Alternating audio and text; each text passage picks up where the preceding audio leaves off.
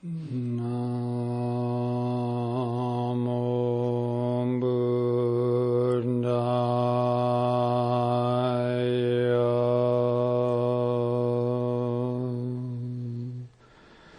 Namo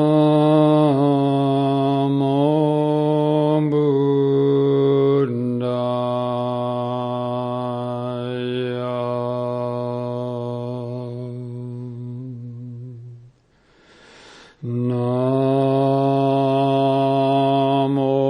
Namo Buddhaya.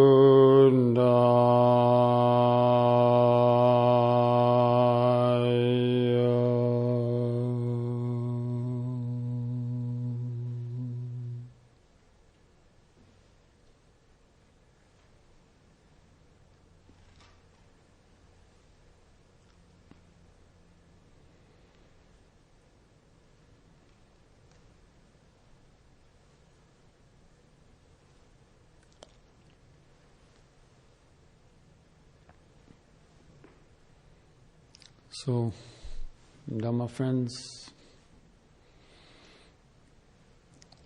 last night I spoke on some of the different meanings of the word yoga, and went over a bit about the Yoga Eightfold Path, and mentioned the similarities in the Yoga Eightfold Path in contrast to the Buddha's Eightfold Path.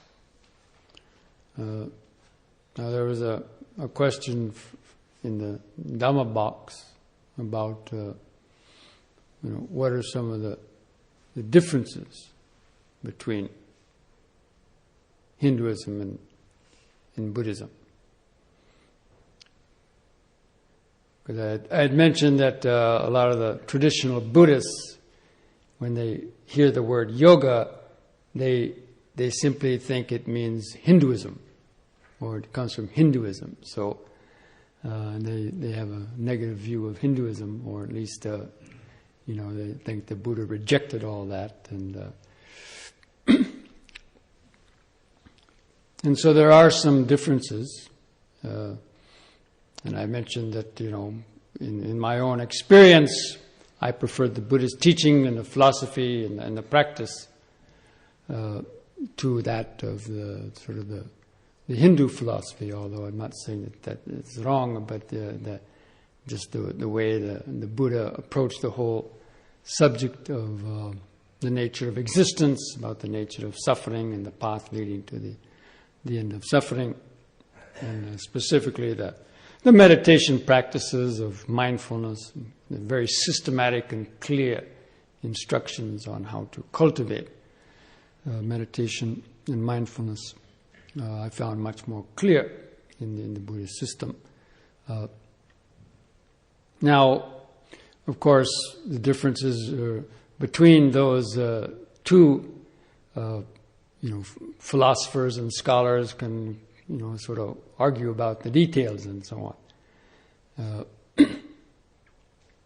But probably the main, and there's different aspects of the Hinduism. And yoga is a very specialized branch of Hinduism, such as, like, let's say, Zen is a specialized branch of Buddha's teaching.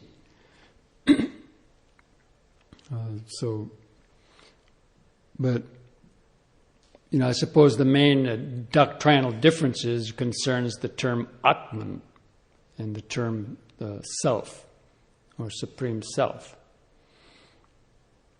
And so that's the primary concept in yoga and Hinduism, is this idea of the supreme self, which they normally translate as God. And then there's different interpretations of what that God is. Because even within Hinduism, there's the Dvaita and Advaita, means dualism and adualism.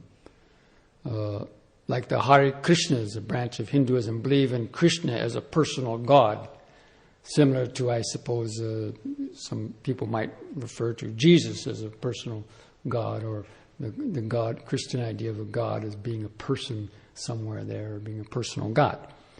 But in yoga, that basically follows the Advaita,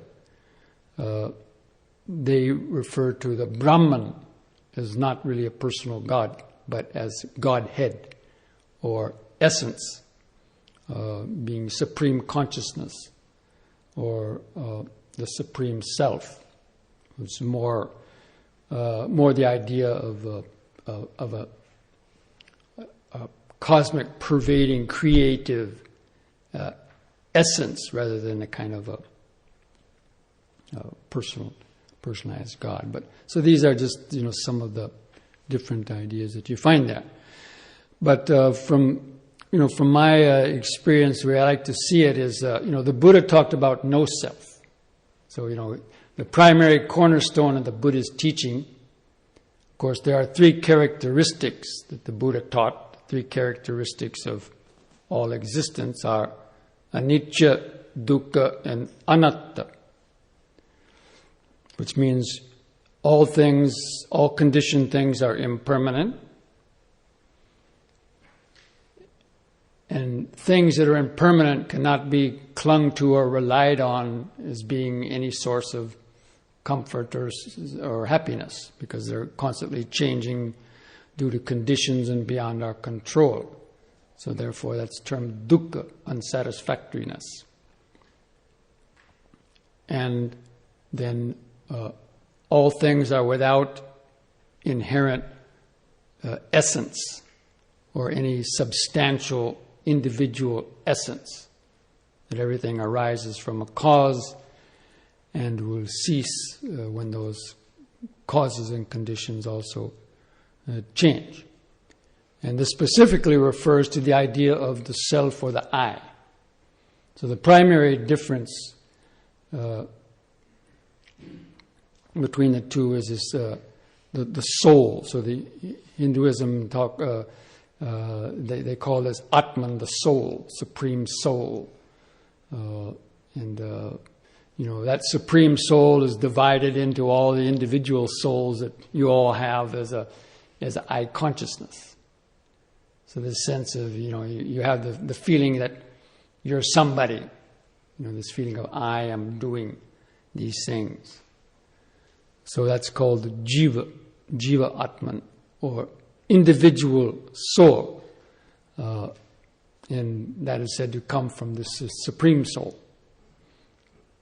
And the idea in Hindu practice is to dissolve this individual Atman into the universal self, or the individual self into the universal self. That's just a kind of a rough idea of it. Now, the Buddhist idea about the unconditioned and the conditioned can be somewhat similar, but the Buddha didn't want to use the term self. So to contrast the Hindu teaching of Atman, he coined the term Anatman. So the goal of the Hindu practice was to realize the Atman, or realize the supreme self. But see, the word self is still there. That's a stickler. And even if you say the supreme self, or, you might have read some books by some Hindu saints called I Am That, a famous book by Nisargadatta Maharaj. I am that, or, I am God. So the I is still there. You see, the tendency for the I to still be hanging on in some way, the potential of that, or the potential to identify with this supreme self. So the Buddha, I guess, understood or realized the potential for that. So he wanted to avoid that. So he called it anatman, or no self. Rather than calling it supreme self, Buddha called it no self. So that there's nothing to hold on to. No potential for the I to get mixed up in this identification with the Supreme Self. So that is the fundamental main difference that, at least from my own study and of it, is between the two.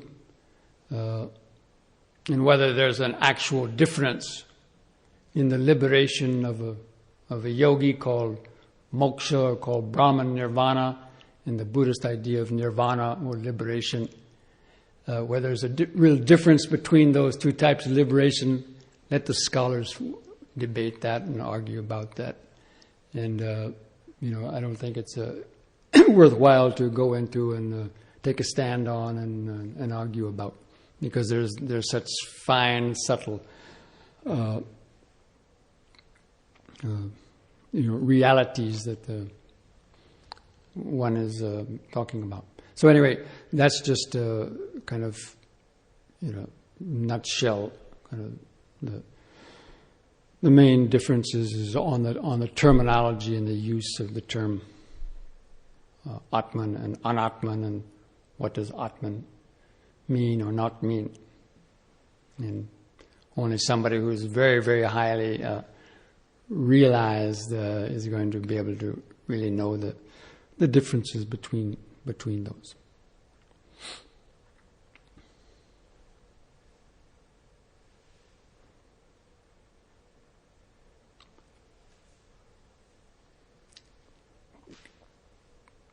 But what is there in both of the teachings is to go beyond individual self-consciousness.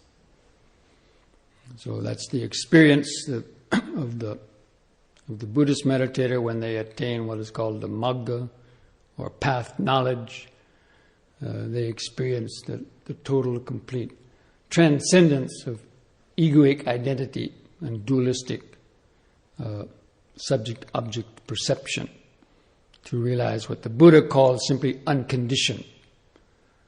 See, the Buddha is very clever. Other religions call the ultimate reality God, this kind of God, that kind of God, Supreme Self, but the Buddha simply said the end of suffering. He called it the end of suffering. So what can you cling on to with that? There's nothing to cling on to.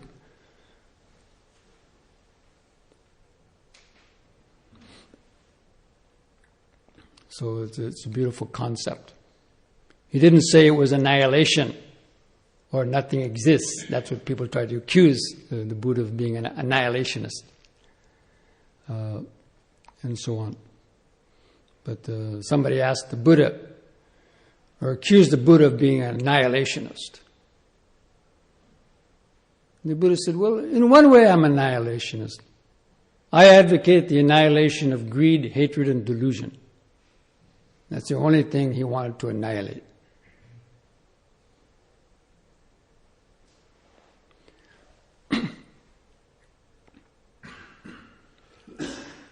And in the yogic practice of meditation, they dissolve the individual ego into the supreme self or Atman. So in both cases, the object is to dissolve the individual egoic identity to experience pure consciousness. Whether there's a difference in those two, again, I'm not going to take any stance on that. I think when you get to that level, you'll be able to find it out for yourself, if there is any difference or not.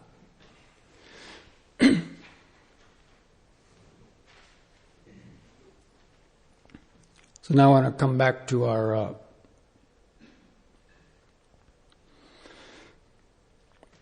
our practice in the the development of our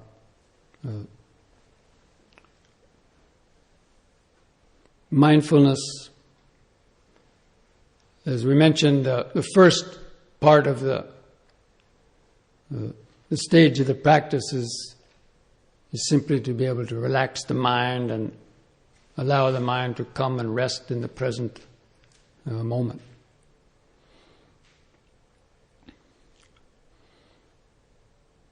But to step back for a moment, what is the actual focus of the practice, or what is the movement of the practice?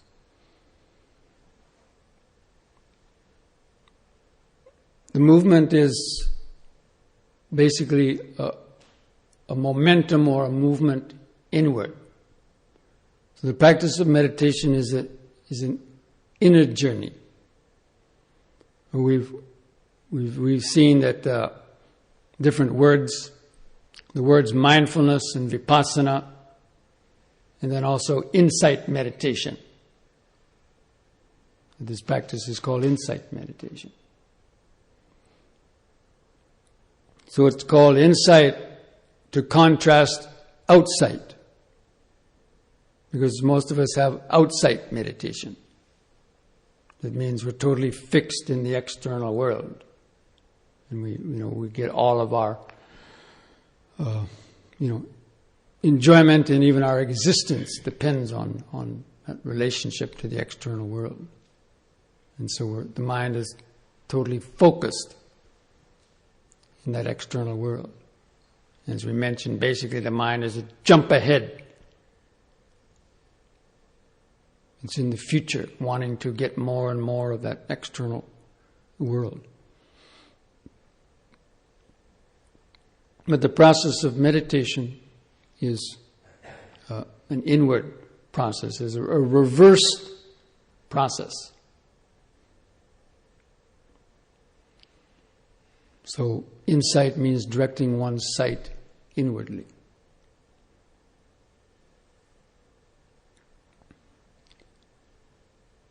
But first we have to, find the doorway.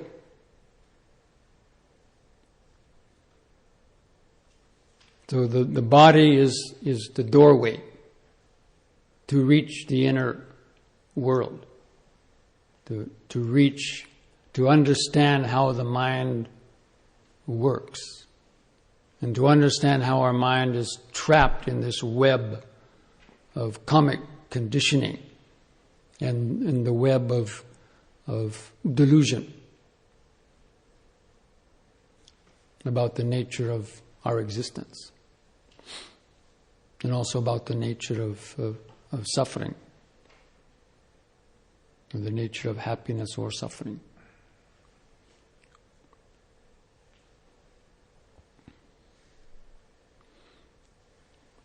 So first we have to bring our attention back to the starting point, which is the body. And this is based on this very profound utterance of the Buddha. The Buddha said that the world, the arising of the world and the ceasing of the world is right within this fathom-long body with its sense organs, memory, perception, and consciousness.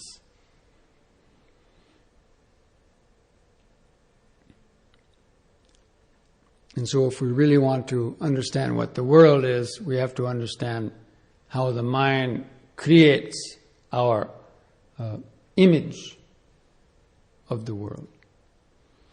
And another word for the world, according to the Buddha, is suffering. So you could say that suffering, the cause of suffering, the end of suffering, and the path leading to the end of suffering is right within this body and mind. And there's two aspects of our Actually, there's three aspects of our existence, but mainly, this is a body-mind organism.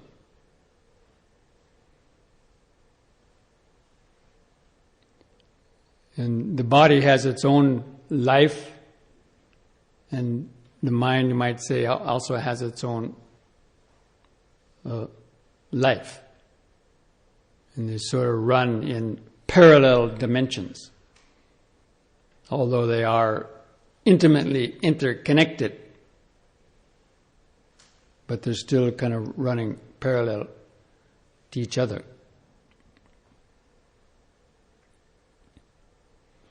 And one of the first kind of insight knowledges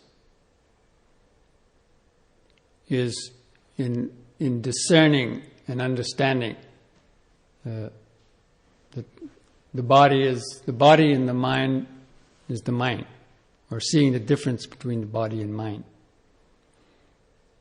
Even though in the highest levels there may not be any difference in the body and mind, but for the average person, we can directly observe these phenomena.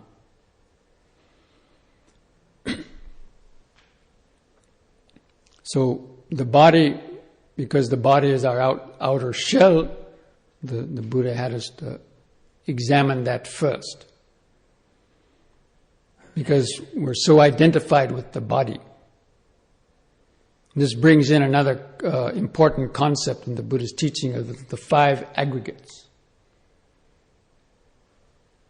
So the body and mind is divided into, five aggregates. So one aggregate is the aggregate of material qualities, meaning the body. The other four aggregates are mental, belong to the mind. So you might say one fifth of our existence is body, and 4/5 are the mind.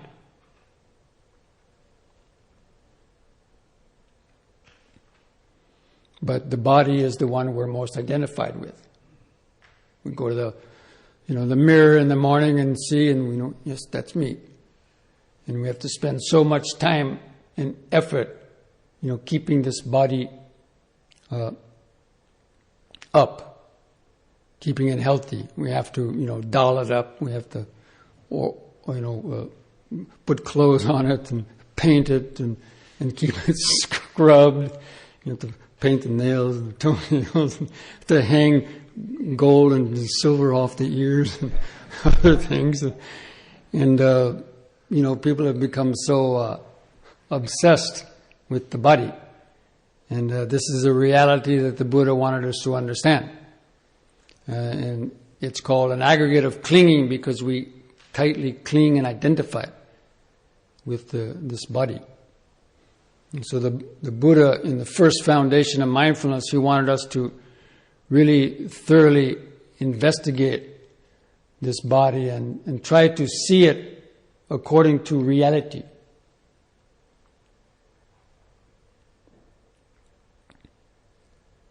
So we only see the external features of the body. The skin, the hair, the nails, the teeth.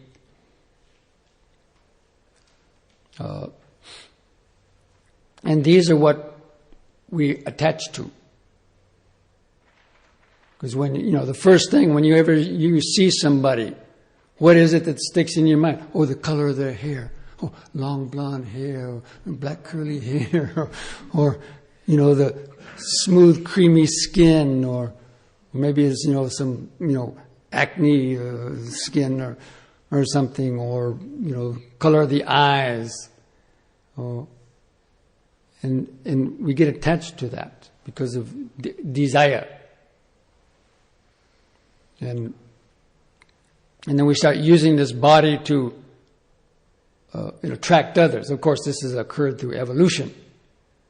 And even the animal species, they have very intricate courtship process, more complicated than human beings in some sense. If you ever read some of this stuff in the insect world, even some insects and animals, this idea of using this body to try to attract a mate and all that. So anyway, we've inherited all these kind of desires. But yet, attachment to this body brings a lot of suffering. So the Buddha wanted us to investigate it. And also to realize that, of its impermanence, that it's always changing. And also that we'll die. And to know that this body is subject to so many impermanent conditions. And it could die even at any time. And even young, healthy people have dropped dead from some unknown condition. Or you could get killed in any number of kinds of accidents. Or murdered. And as it said, there's a statistics that every day in the world, 250,000 people die every day all over the world. In 1 year, 75 million people die. And so death is the contemplation of death is an important aspect also of the Buddha's teaching to help to overcome attachment and also pride and vanity. And that the body is subject to so many conditions. You could lose your health overnight also. You could get a notice in the mail that you have 3 months to live from your doctor. Or, so many other types of problems. So the Buddha wanted us to have a realistic attitude toward the body. And from the Buddhist point of view, the purpose of having this body is to cultivate the spiritual path. The best use of having this body is to start the work of purifying your karma, so to speak, or untangling the web of karma. There's a famous little jingle that the Buddha gave, or that somebody asked the Buddha. This is at the beginning of the Visuddhimagga, an important Buddhist text. Somebody came to the Buddha and said, the inner tangle and the outer tangle. Who succeeds in untangling this tangle?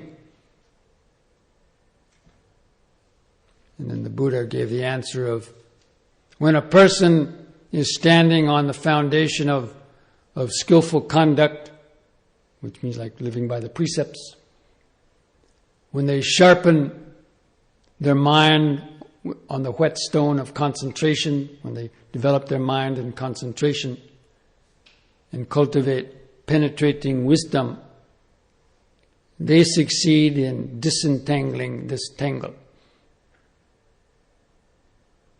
And what is the outer tangle? The outer tangle is all the alluring sense objects in the external world. The alluring sight, sound, smells, tastes. And what is the inner tangle? The inner tangle is our tangle of thoughts, memories, emotions, confusion, the whole gamut of emotions and confusion and habits, greed, hatred, and attachment to so many things. It's all tangled up. Like a ball of string. You throw it down like the cat playing with the ball of string, and it comes back and it's all tangled. Or if you ride a motorcycle without your helmet on, and you have long hair, and you come back and it's all tangled up. It's very hard to get up. So the same way, our mind is involved in a tangle. Tangled up with the whole world of sense objects. And with people, you're all tangled up with your family. go back or tangled up with, so many, having resentments, ill will, grudges, toward, so many different people. So the mind is all tangled up. So how do we untangle this tangle?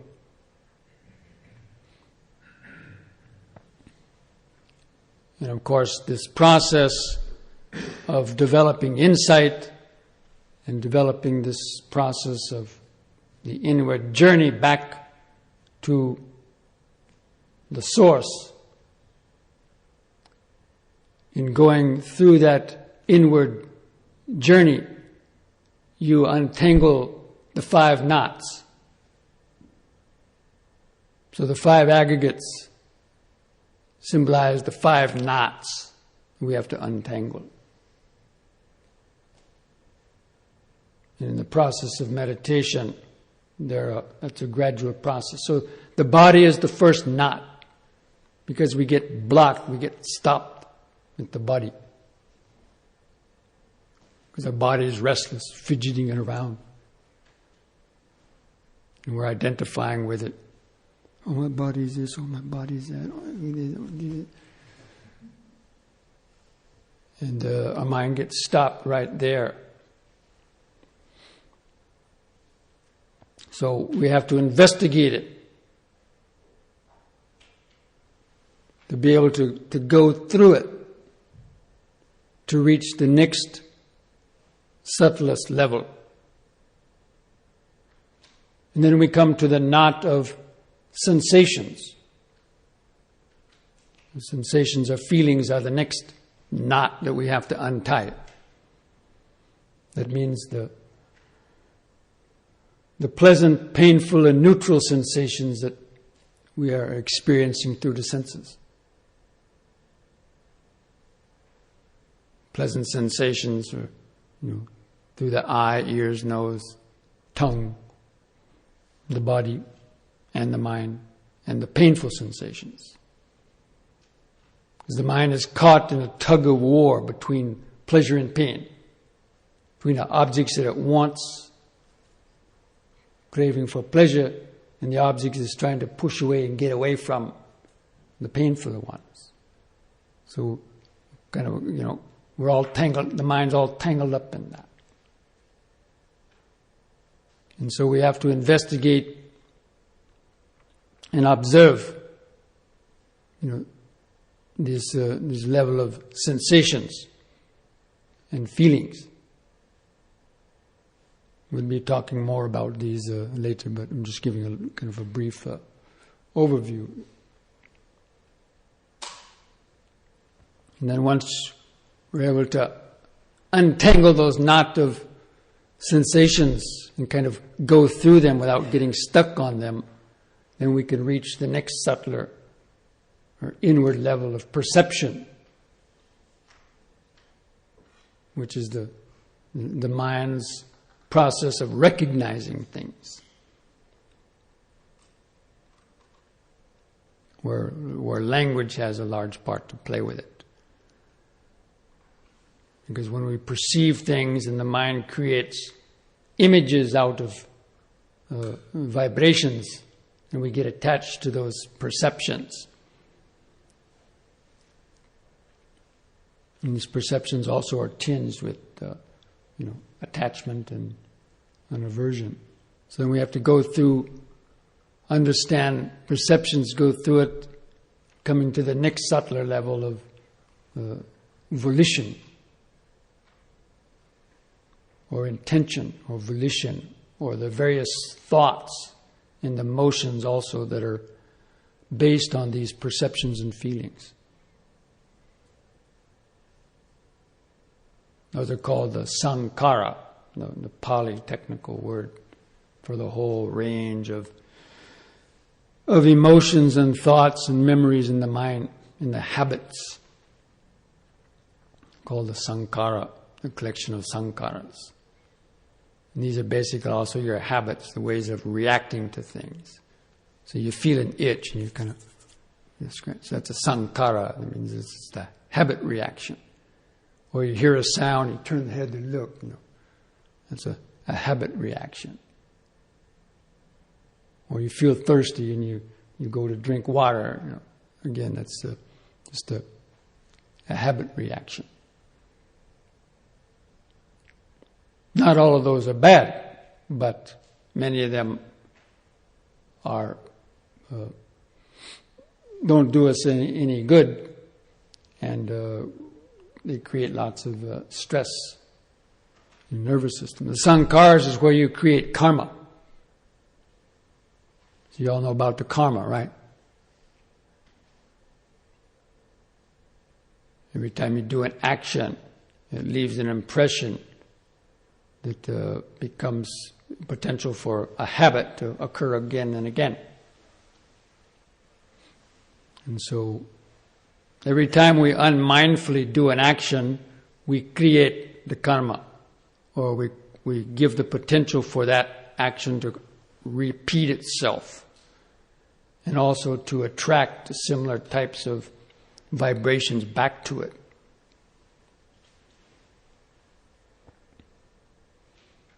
So becoming aware of the sankharas and being able to weaken or diminish, especially the negative types of habit patterns, the ways we use our body, the ways we use our speech, and the way that we think also. So being able to purify the sankharas, that is, one of the major goals, or the major purpose in the path of purification. But because they're so deep rooted, they're hard to get at. You know how many times you made a resolution, I'm going to change my habit. New Year's resolutions or anything else. I'm going to stop doing this. I'm going to change this. And how hard is it to do? Because it's almost impossible to do it just by wishing. Especially if your mind has not been developed. So it's only because all these sankharas occur at a very deep level of the nervous system. And we don't have access to really catch them until they've already sort of exploded or manifested on the surface. And that's why the whole purpose of meditation and the practice of mindfulness is to be able to develop the concentration and awareness that enables us to bring our attention to that subtle level where we can then change those sankharas and habits before they've actually erupted on the surface and caused some karmic reaction.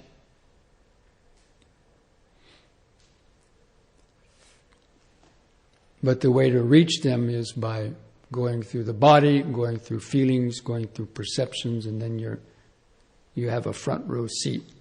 You're at the same level where sankharas are arising. Then it's very easy to see them, be mindful of them, and to not react on the negative ones, and to create new positive ones. And then going through the sankharas to reach consciousness itself. Consciousness is the last bastion, you might say. Is the last dimension of conditioned phenomena. And is the subtlest one. That's why people can't understand what is the consciousness. They can't directly see the consciousness. They can't directly see how the ego is created. And so they take it to be something real, and they base their life on it, and they live their life to satisfy this I, or to dominate others.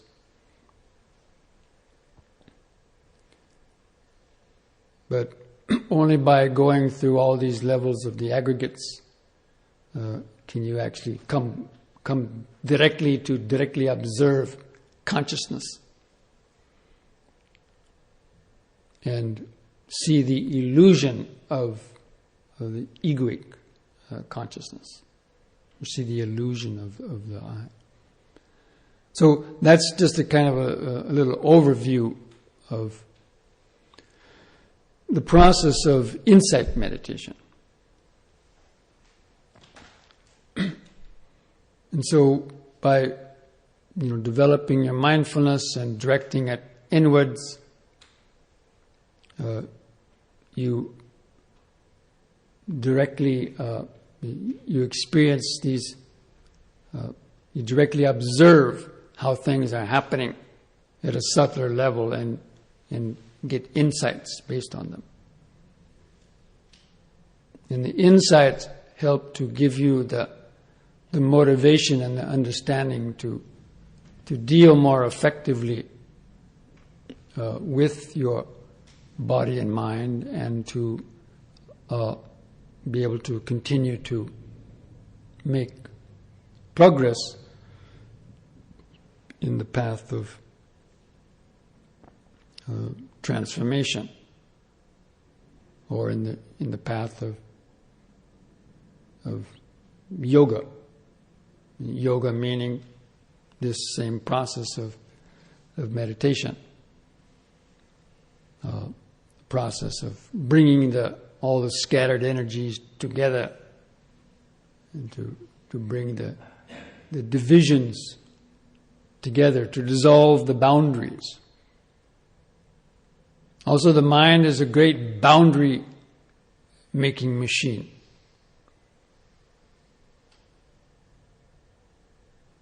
And the whole world is nothing but a series of boundaries.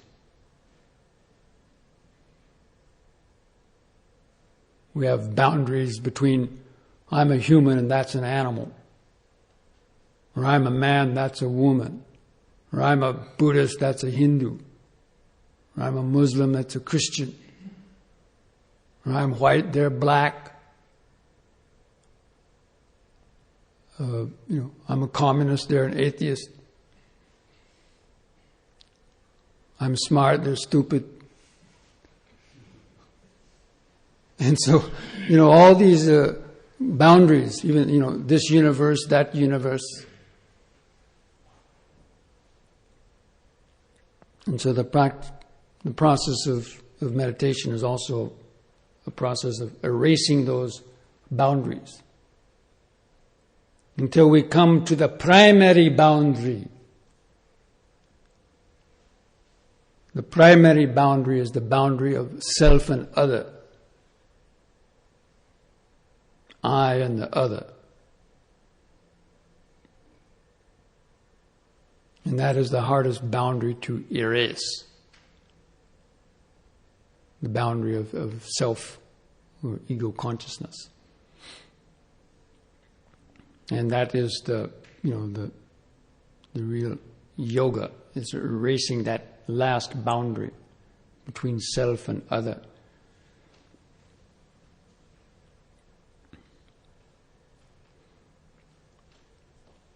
So all those different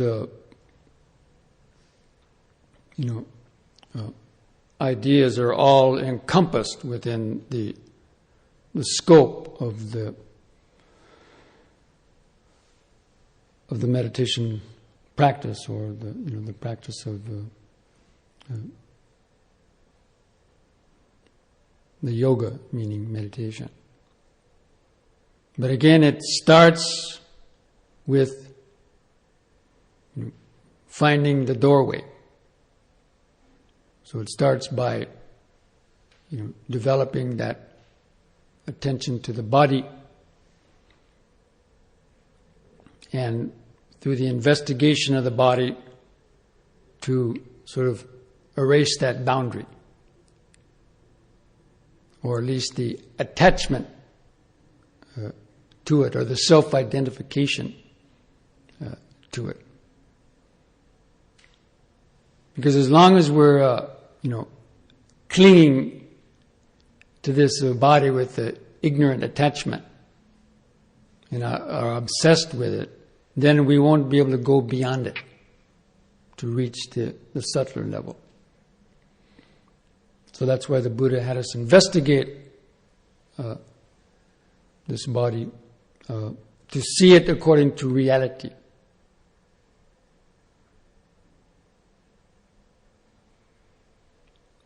So there's a term in the Buddhist terminology, yata bhuta jnana dassana, which means seeing reality as it is, as opposed to seeing reality the way we wish it were. So we wish things were permanent. We wish things were a source of security and happiness. We wish things were mine. We wish that the people in the world would act the way we want them to. But we know none of those things comes to pass. The things don't behave the way we want them to. We wish we'd be healthy all the time, but that's not a guarantee. We wish we'd live to be long, but we don't know that.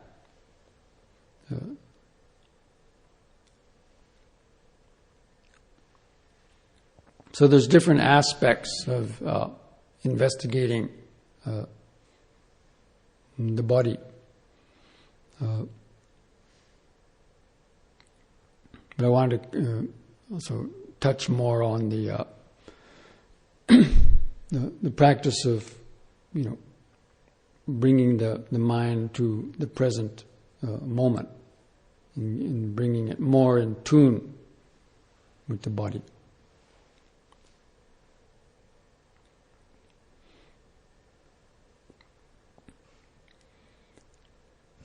So far, we've been trying to develop basic concentration and using the breath to bring us to the body.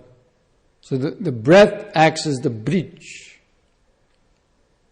The breath is the link from the outer world to the body into the inner world. So the body, this boundary here, is the boundary of the outer world and the inner world. We're here at the body, we can either look outside or we can look inside.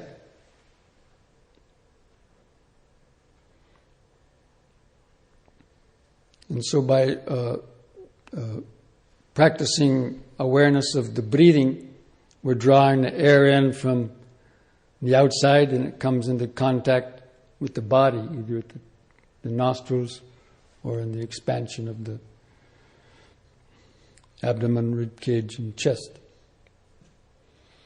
And so as we place our attention on that, our attention gets to the body. It helps to draw the senses away from the external world. Then when we get to the body, then we can start feeling the body itself and knowing all of its movements. So in the sense of knowing when the body is sitting, knowing it when it's standing, walking, laying down, when it's bending, stretching, doing any movement.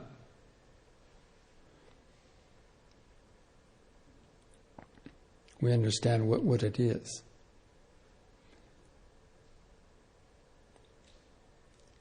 And that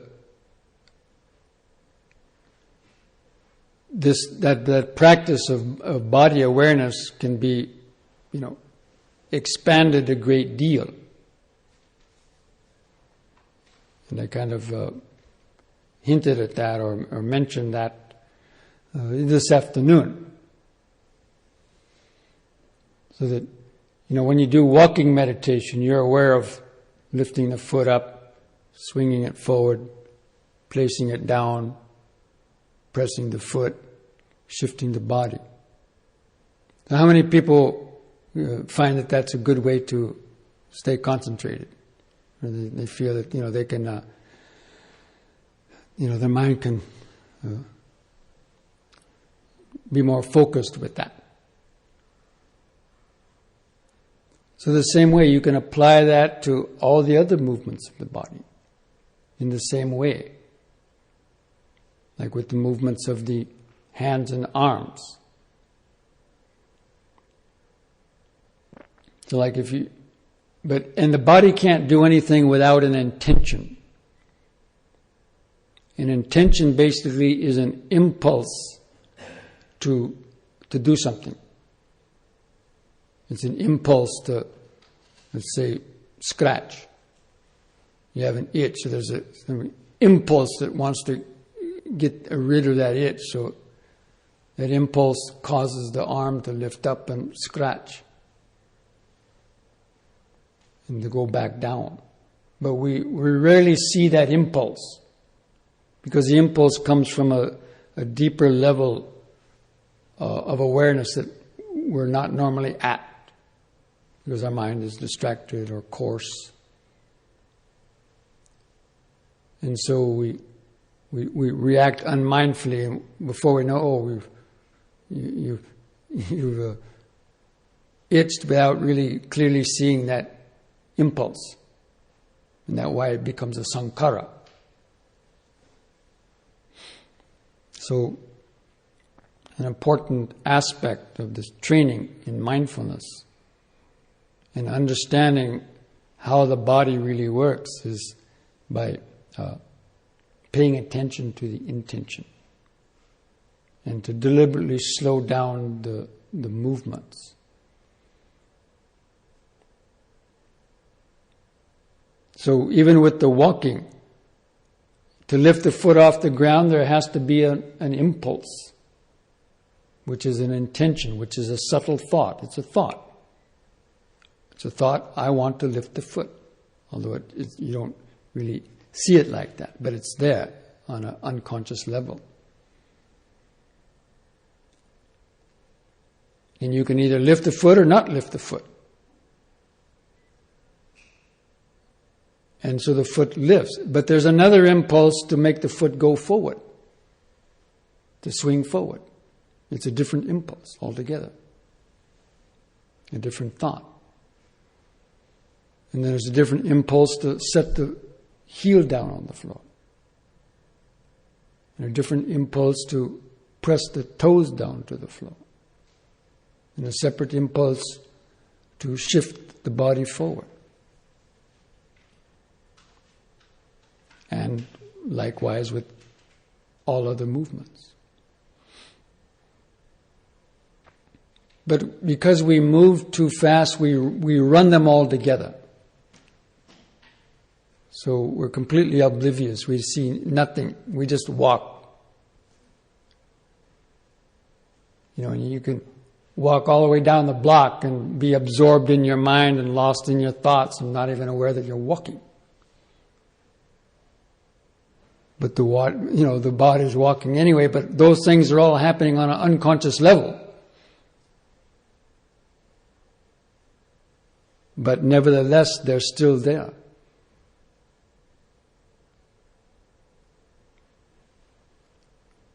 So, meditation, mindfulness meditation, is actually a process of making what was unconscious previously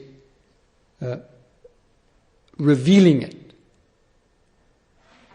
and sort of making it conscious so that you can see what is happening below the surface. And so the same type of deliberate movement, especially in a retreat of this nature, a Vipassana retreat, where you have the ideal kind of conditions set up to allow that, is to gradually extend the time and the continuity of attending to what is called moment-to-moment attention.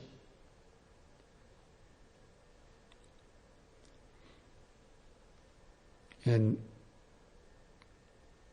so apart from the walking process, the hands and arms would be the next one. So just for an example,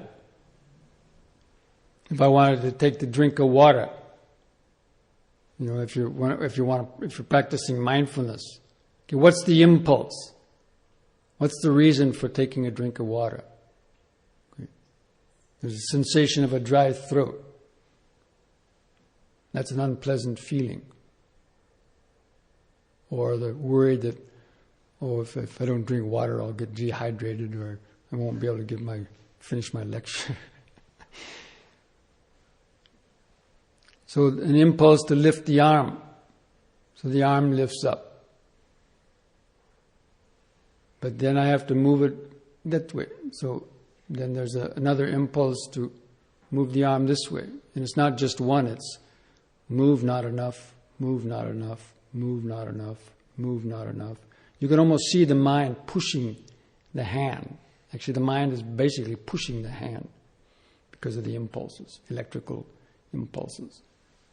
Until it gets to the cup, then you look, and the eyesight and everything coordinates all that. It's all a computerized process.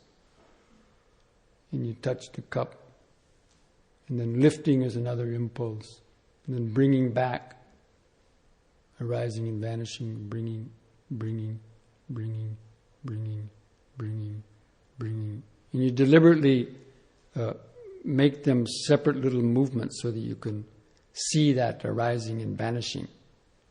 Because that's a specific technique in sharpening the keen awareness. And then lifting up, and then pouring and drinking, feeling the sensations, lowering it back down, moving it back.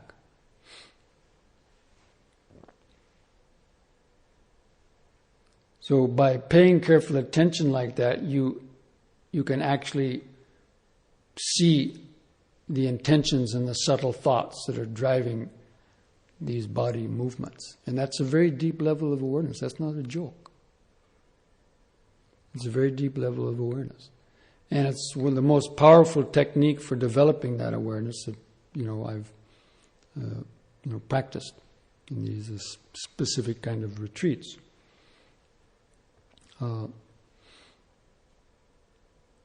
Because it's something that you can do without much difficulty if you just simply slow down and look. Or anything, as you hear a sound, be aware of the impulse to look. And you can make a note. Usually you employ a little what's called bare attention. And you see the impulse to want to look and the desire. And then you turn slow. So you can actually see the different impulses to turn more and turn more until you're looking at something. And looking is another process. And then turning back. And so the specific training is you train yourself. That's called moment-to-moment attention. And it's the way that you tune in to impermanence, because it's seeing impermanence on a deeper level. I'll talk more about this tomorrow morning again, but cultivating that practice can make the difference between just mediocre meditation or mediocre mindfulness or Vipassana to taking it to a very, very deep level. And because the body is something that we can basically control. It's there to move or not move. Whereas our thoughts that pop up randomly, those are much harder to try to sort of control, or our feelings and perceptions. But that's how you really gain access to the present moment. And the mind gets very tuned into the present moment of following the body movements.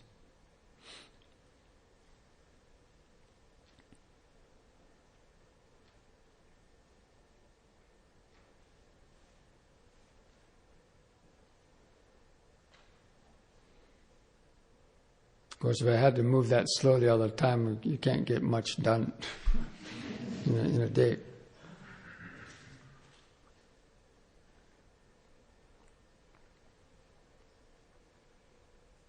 That's why you have to have kind of very specialized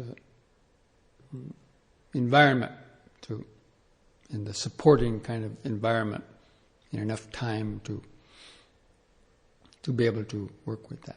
When you're approaching a door, you come up to a door and you stop, and you be aware in your mind of why am I going through this door, or then you look at the doorknob, and well, the door is not going to open by itself, so there's an impulse to lift your arm up, impulse to stretch it out, impulse to open your hands, to grab a hold of the knob, to turn it to the right or turn it to the left, and pull, and then walk through. So it's very fascinating.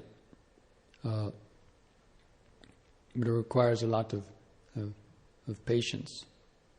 But it really makes the difference between whether you remain at a low level of mindfulness, what I call mediocre mindfulness, or boost it to a higher or a deeper level.